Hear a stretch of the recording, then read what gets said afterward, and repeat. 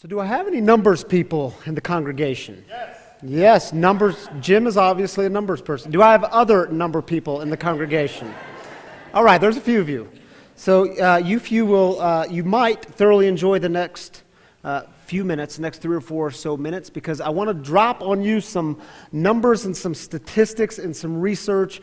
And for some of you, these numbers and statistics, some of it will be new, some of it, maybe all of it will be new, maybe some of it's going to surprise you, and for others of you, you won't be surprised at all.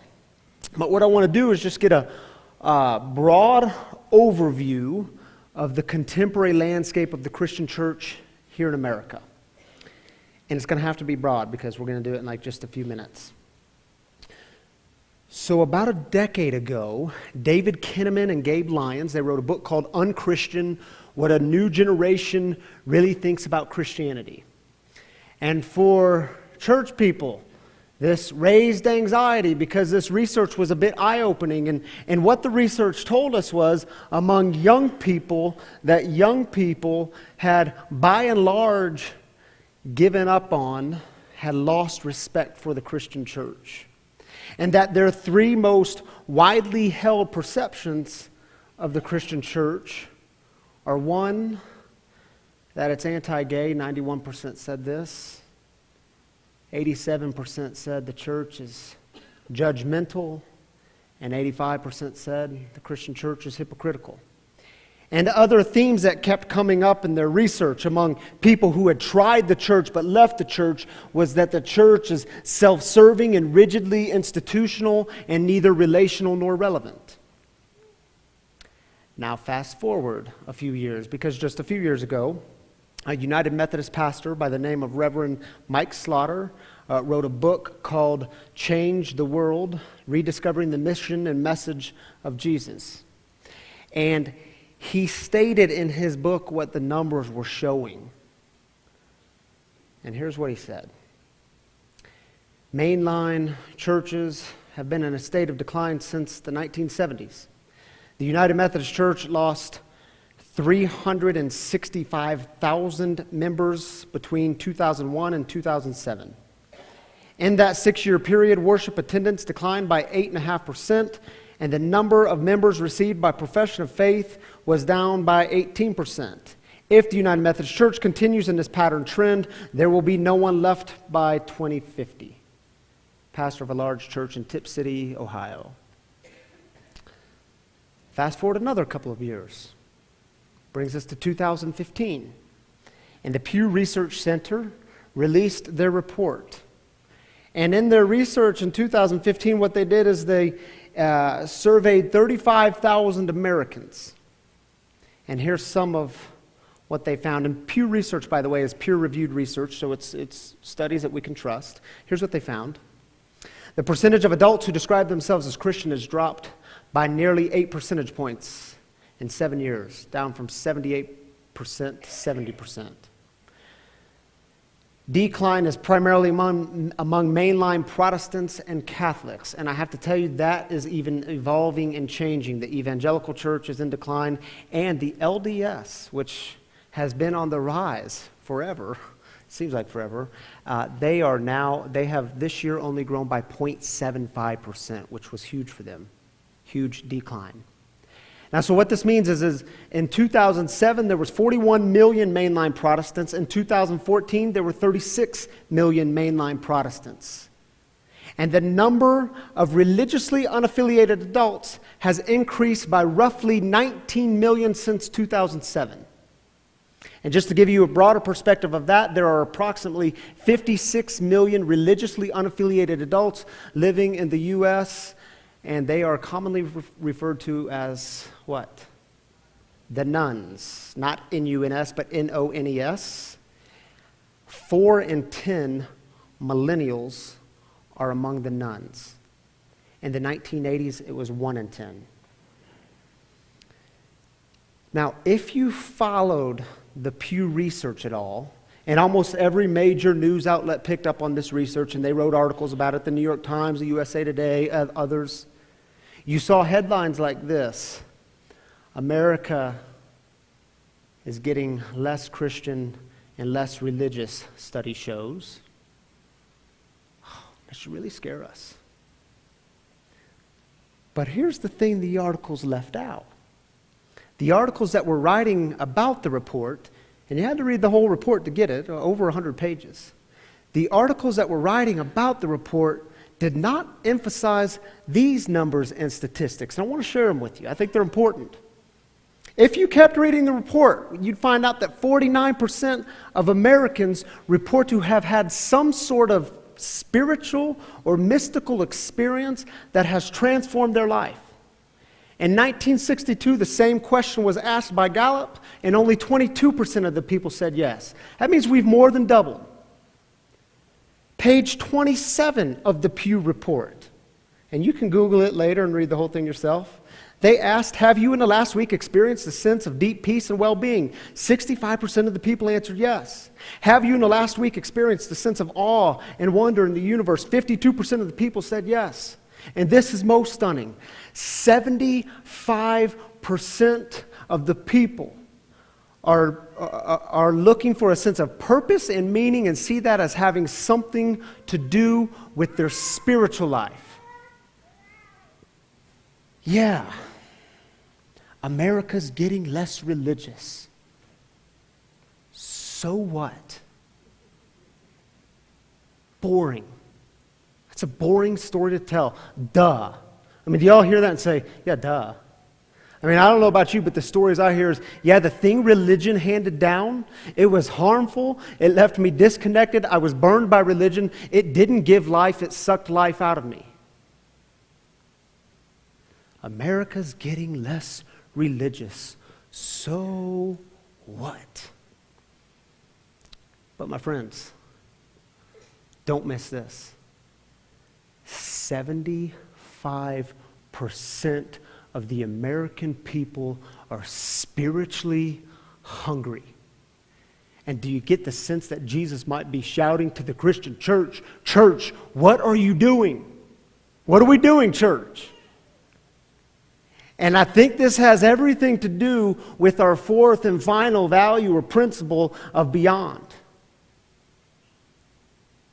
This process that we've been in St. Luke's, and here's how we're describing this idea of beyond. God invites us to move beyond the self to others, beyond the norm to the new, and beyond our walls to the world. Are y'all still with me? There was a lot of numbers, a lot of statistics. Hang with me, because I want to share with you a story about Jesus moving beyond, and it's a story that starts with a drunk guy who got naked. And y'all might remember the story in Genesis chapter 9, the very first book in the Bible, first book in the Old Testament. Noah, remember, he was on the boat. The floods happened. Noah was on the boat with his family. The floods receded. Noah got off the boat. What did Noah do? The first thing he did, he planted a vineyard. Then he got drunk. And apparently then he got naked. It happens. Now what happened was when Noah was drunk and naked, his son Ham walks in and sees his nakedness. Noah wakes up, finds out about it, and is apparently pretty angry, and he curses Ham and his entire family, beginning with Ham's son Canaan. Well, why does this matter? Because in the ancient world, if you received a curse, especially from your father, it was a big deal. It meant you weren't getting your father's favor, you weren't getting your father's blessing, you weren't receiving your father's validation, so this just kind of dark cloud would hover over you your entire life. And some of you know exactly what that's like with your father.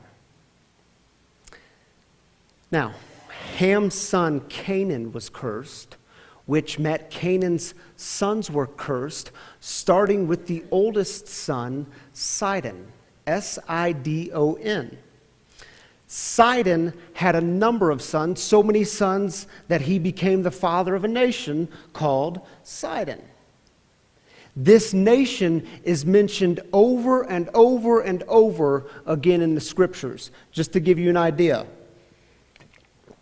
Judges chapter 10, the Sidonians conquer and oppress the Israelites. 1 Kings, Sidonian women persuade King Solomon to worship other gods. In the prophets, you have Isaiah, who predicts terrible things for the Sidonians. He said they should have no rest, they should be silenced, and they should be ashamed. And then Jeremiah talks about how there will be a day where there's no help for Sidon. And Ezekiel doesn't want to miss out on the goodness, and he predicts a day where the Sidonians will receive major judgment. And we could go on and on and on in the scriptures, but I hope you're getting the picture that when it comes to the story of the Bible, the Sidonians aren't exactly the good guys in the story. They're the cursed ones, the dirty ones. Now fast forward with me to the first century world of Jesus. For generations, the Sidonians have been the hated people. If you were among the Jewish tribe, you would never go near Sidon. You would never be caught talking with a Sidonian. We don't know them, and we don't want to know them. Why? Because our religious and cultural traditions teach us to stay away. We don't know them, and we don't want to know them. It's the way it's always been. It's the way we've always done it. Now, common thinking among Jesus' tribe was this: we're the faithful, we're the chosen, the ones God loves. We're in, and people like the Sidonians are out because God is on our side, not theirs. Now, if that's the common thinking of the day, where did Jesus, a first century Jewish rabbi, hang out and with whom? You see exactly where this is going? Mark's Gospel, chapter 7, verse 24. Jesus left that place and went into the region of Tyre and Sidon. Jesus, what are you doing in Sidon? We're not supposed to go there. Not only in this story, if we were to read the story, not only did he go into Sidon, he sat in the house of a Sidonian woman. And in the story, it's one of the most unique stories in the Gospels. Jesus learned something from this woman about what it means to live life with God. And by the way, same chapter, chapter 7, same chapter, right before this story, Jesus is talking to some of the religious leaders. And you know what they say to him? They say, Jesus, we've been watching you with the disciples, and we know what you're telling them. We know you're teaching them that they don't have to follow all the religious rules to be in with God. And Jesus, that's not the way we do it. We've never done it that way. And you know what Jesus says to them? Verse 9, same chapter. You religious leaders have a fine way of rejecting the commandment of God in order to keep your tradition. That is Jesus at his finest. What's he talking about with the commandment of God? Can you think of another time in the Gospels where Jesus talked about the commandment of God? He was asked, what's the first and greatest commandment? And Jesus responded, the first and greatest commandment is to love the Lord your God with all your heart, with all your soul, and all your mind. And the second is like it, to love your neighbor, even your Sidonian neighbors, as yourself. You religious leaders are rejecting God to keep your traditions. Dang. And you see, when religious tradition cozies up with fear and power, it has the potential to become one of the most dangerous movements in the world. And the gospel of Jesus Christ is always better than fear. The gospel of Jesus Christ is always good news for all people. And if it's not, then it's not the gospel, it's something else. Different gospel. Matthew's Gospel, chapter 15, verse 21. From there, Jesus went to the regions of Tyre and Sidon. And Jesus, why are you going back to Sidon? That's not the way we do it. That's not the way we were taught. And again, he engages in conversations with the Sidonians, and the text tells us that he's amazed by their faith. Jesus is amazed by the faith of the Sidonians. Another gospel, Luke's Gospel, chapter 6, verse 17. Jesus came down from the mountain with them and stood on a large area of level ground. A great company of his disciples and a huge crowd of people from all around Judea and Jerusalem and the area around Tyre and Sidon joined him there. And do you see what's happening? people from all different regions, including Sidon, were coming to Jesus looking for something different. They were looking for healing, and Jesus heals them. And can you imagine coming down that mountain with Jesus? And the disciples saying, Jesus, what are you doing? Jesus, you're letting them touch you? Jesus, this isn't the way we do things. Now, Jesus, what about the curse? I mean, are you just like forgetting about the curse? They've been cursed since the beginning.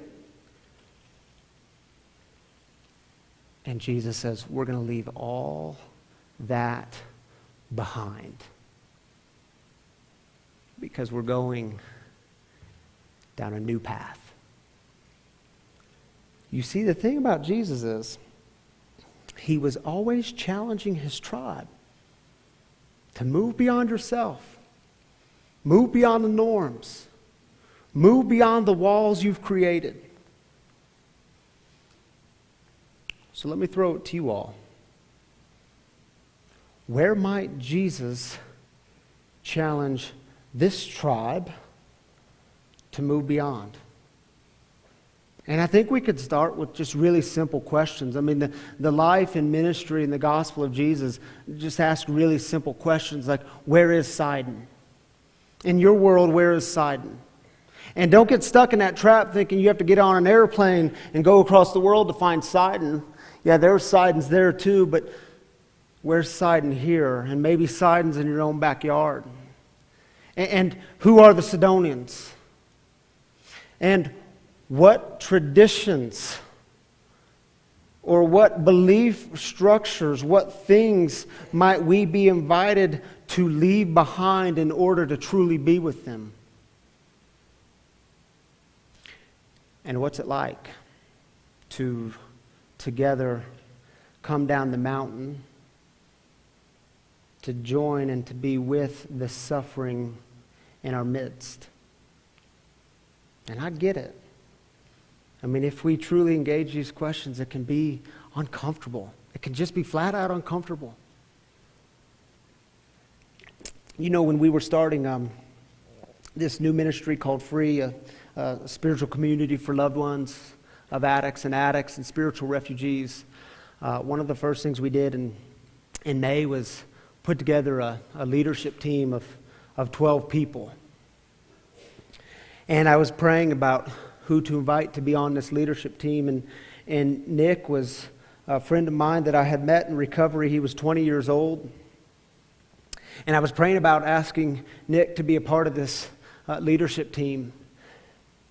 And I kept saying to myself, man, God, I don't know if I can invite Nick, because truth is, I don't know exactly where he stands on all the religious issues, and I don't know where he stands on church issues and doctrinal issues, and all I know is that when he talks, he's got this real, authentic, like, hunger for a spiritual connection and a connection with God. Oh, but God, I don't know exactly where he stands, and I clearly, some of y'all can identify with this, I clearly heard God saying to me, Ryan, get out of your box. Ryan, follow me out of the box. Oh, but God, the problem is I don't know if he's enough like me, and you know that's what he really needs to be, is like me, and Ryan, get out of your box. And so in early June of this year, we sat in my office, and I'm having a conversation with Nick, and I said, Nick, do you want to be part of this? And I casted the vision with him, and man, he sat up real straight, and he just smiled ear to ear, and he said, dang, no one's ever invited me to be part of a church thing. And he said, you know, and for a priest to invite me to and I said, Nick, what you need to know is I'm not a priest, I'm a pastor. All right. 5 minutes later, he's like, man, I'm so excited about this. And man, for a priest. And I said, Nick, man, I'm not a priest, I'm a pastor. And he was so excited to be a part of something, a movement that was Christian. This God stuff. And you know, we had our first leadership team meeting the next week, and Nick wasn't able to make it. He, a couple days after we met in my office, he died with a needle in his arm. He was a heroin addict. And see, his life and death remind me that there are 75% of the American people long for a spiritual connection. They may not like the institutional church. They may know nothing about the church, but they long for a connection with God. 75%. Oh, but we're becoming less religious.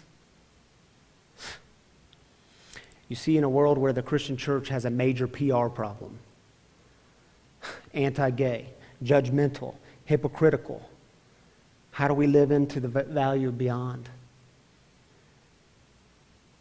In a world where the Christian church is in decline, the numbers aren't pretty, how do we live into the value of beyond? In a world where 75% of the people are spiritually hungry, how might we live into the value of beyond? And maybe the challenge from Jesus is this: do you want to see things in a new way? Do you want to see people in a new way? Then follow me. Follow me.